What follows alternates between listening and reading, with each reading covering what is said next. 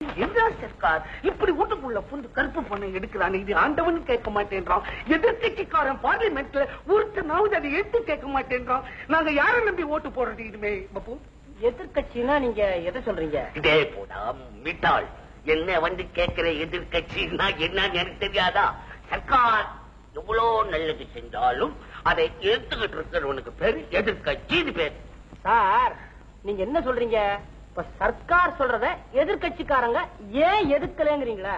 நீ எல்லாத்தையும் எதுக்குறான், ஏன் இந்த கருப்பு பணத்துல எடுக்காம உட்காந்துக்கிட்டு இருக்கான்?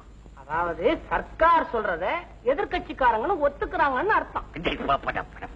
சர்க்கார் செய்யறத ஒத்துக்கிறதுக்கு பேரு எதிர்கட்சியா? என்ன பேச்சு பேசுறேடா பப்பூன். அப்போ நீ என்ன நினைக்கிற? உழைச்சி எங்களை சாப்பிட சொல்றியா? உழைச்சி சாப்பிட்டு எவனாவது உருப்பிட்டு இருக்கானா? அவன் ஏதாவது பணம் சேர்க்க முடியுமா?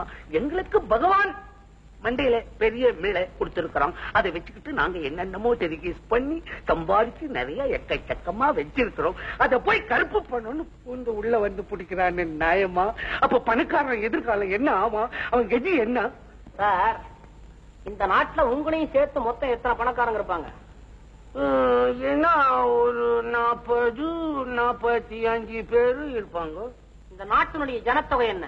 அது வதவதுன்னு இருக்கு. நிமிஷத்துக்கு 20 குழந்தைங்களை பேக்குறாங்களா? படிச்சிருக்கிறேன். நான் கணக்கு சொல்றேன். 45 கோடி மக்கள். அத்தனை பேருக்கும் உடனடியா உணவு, வீடு, உடை கொடுத்தாகணுங்கிறத அரசாங்கத்துடைய நோக்கமே தவிர அதுக்கு எங்களை என்னடா செய்ய சொல்றேன்? அத்தனை பேருடைய பசிக்கும் பட்டினிக்கும் காரணமா இருக்கிற இந்த 40-45 பணக்காரர்களை காப்பாத்துறதுக்கு அல்ல சார். வீடு ஒரு இடத்துல இருக்கலாம், நிலம் ஒரு இடத்துல இருக்கலாம், ஆனா பணம் ஒரே இடத்துல இருக்க கூடாது. பல இடத்துல பரவணும். ஏழை மக்களுடைய வாழ்வை வந்து பரிமளிக்க செய்யணும். தொழிற்சாலைகள் உண்டாகணும். இதுதான் சார் அரசாங்கத்துடைய நோக்கமே. முடிவாய் போச்சா?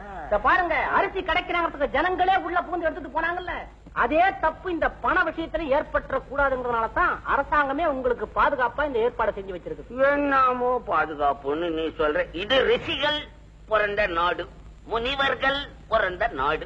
கருப்பு பணத்தை யாரும் தொடக்கூடாது, அதான் நான் சொல்லுவேன். ஏன் உங்க குரல் குறையுது?